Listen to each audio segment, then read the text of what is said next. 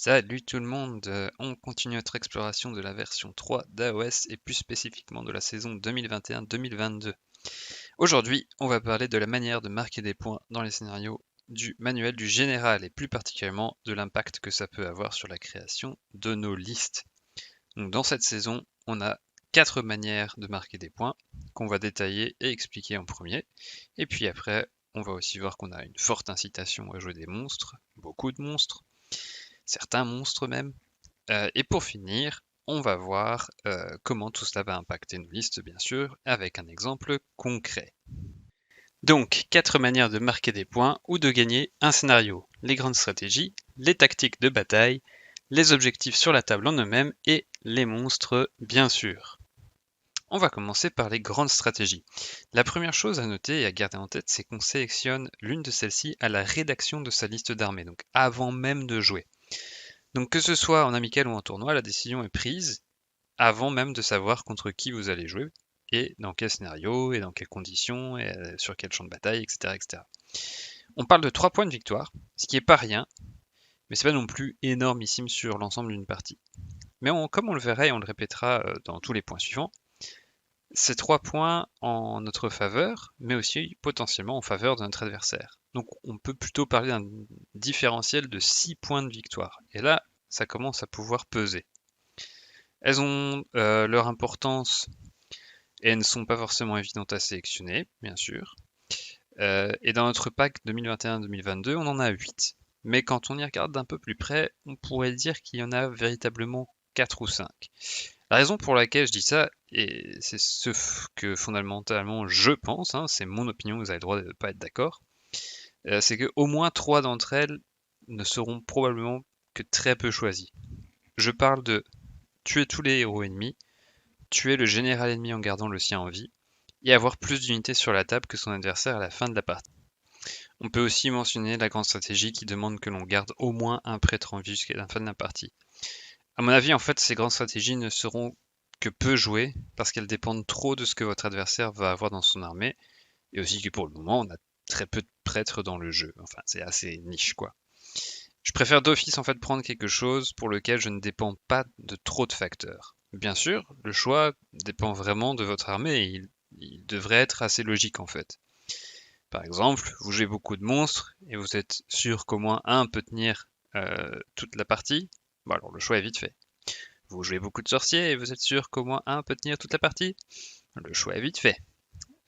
Voilà, vous l'aurez compris, ce choix dépend vraiment de votre liste, de ce que vous voulez accomplir et de votre plan en général.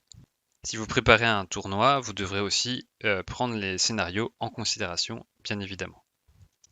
Voilà, ça c'était pour nos grandes stratégies. Un autre point auquel vous pouvez déjà réfléchir avant le début de la partie en fonction de votre liste, c'est bien sûr les tactiques de bataille.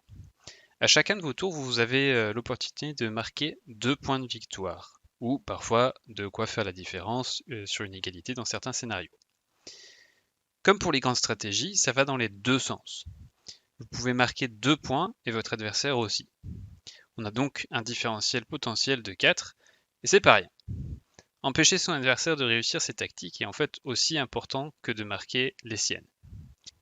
On va tout de suite ajouter que 5 des 8 tactiques nous permettent de marquer des points supplémentaires grâce à des monstres. C'est beaucoup et ça influencera certainement nos listes et nos manières de jouer. Alors en sachant ça, la première question à se poser c'est de voir en fait ce que votre armée est potentiellement capable de faire ou non. Cette question on va se la poser plusieurs fois, à la création de sa liste, mais aussi pendant la partie.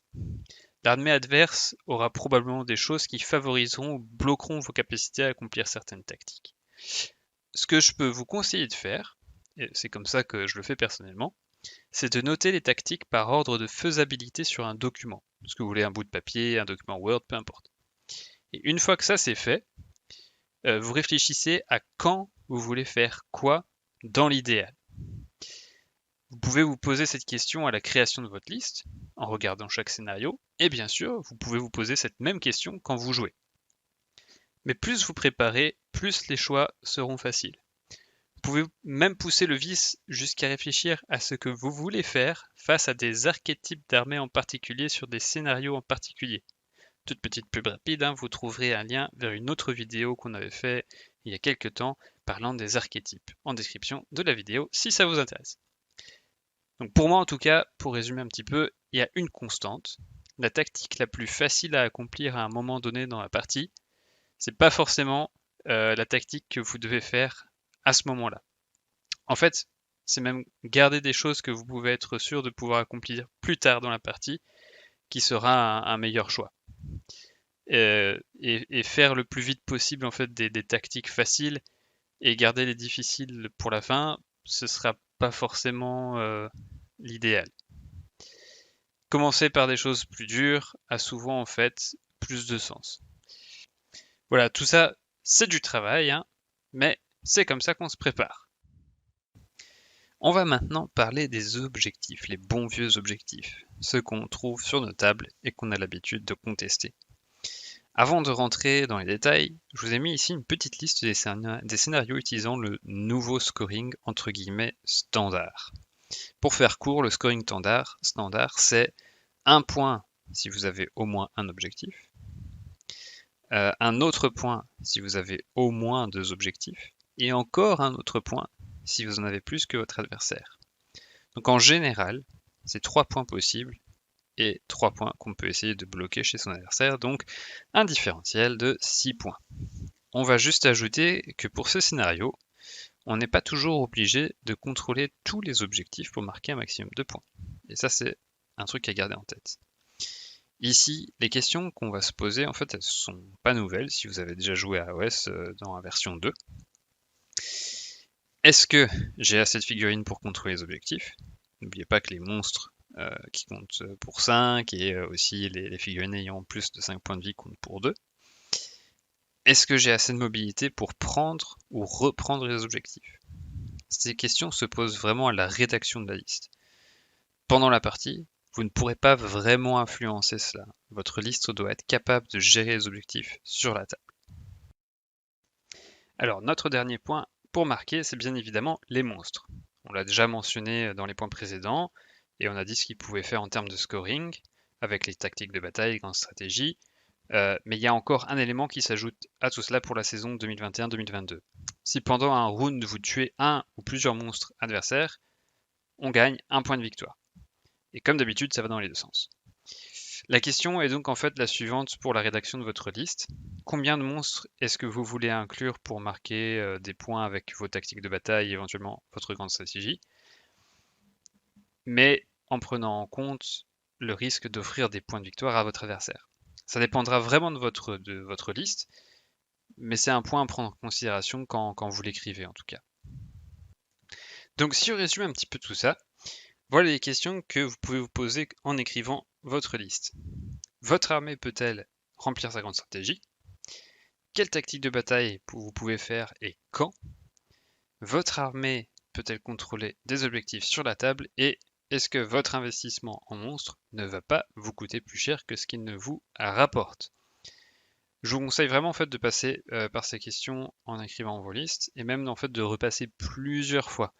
Parce qu'en fait, parfois, certaines questions vont peut-être contredire un point que vous avez vu plus tôt. C'est d'ailleurs ce que j'ai fait avec cette liste. Ici, on voit donc une armée Sylvanite à 2000 points.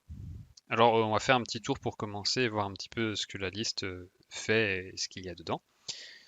On joue en Arlroot, donc on a pas mal de magie, hein, c'est une sous-faction qui donne quelques bonus par rapport à la magie. Tous les héros sont des sorciers. On a 2 artefacts qui améliorent 2 des sorciers. En ligne, on a juste une taxe de 3 x 5 Tree Revenant, donc c'est une unité très mobile hein, qui permet de mettre la pression constamment sur l'adversaire au niveau de la prise d'objectif. Pour frapper au corps à corps, on a 2 unités de Kurnot Hunter qui pourront peut-être profiter du sort persistant Spiceswarm Hive pour faire des bonnes charges. Hein. C'est un sort qui donne plus 3 en mouvement et plus 3 en charge pour ceux qui ne le connaissent pas. À distance, je compte un peu plus sur Drisha et le Warsong Revenant avec le spell Portal. Un petit combo si ça vous intéresse, on peut en parler un jour. Et voilà, c'est un résumé un petit peu court et simplifié, mais ça vous donne une idée de la liste et de comment elle fonctionne.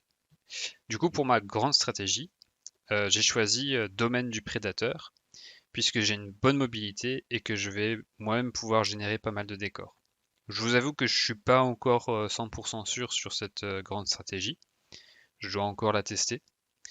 Mais je peux éventuellement miser en fait aussi sur la grande stratégie tenir la ligne, puisque mes Tree Revenants sont très mobiles et faciles à cacher, donc je pourrais très bien sauver une unité à 80 points durant toute la partie en la téléportant un petit peu partout sur la table. Je pourrais aussi prendre éventuellement la grande stratégie précieuse sorcellerie dans le sens où tous mes héros sont des sorciers et que on peut partir du principe que s'ils sont tous morts, bah la game est déjà foutue. Donc voilà. J'ai 2 monstres dans ma liste avec des rôles très distincts et qui m'aideront normalement à marquer un petit peu plus de points sur les scénarios.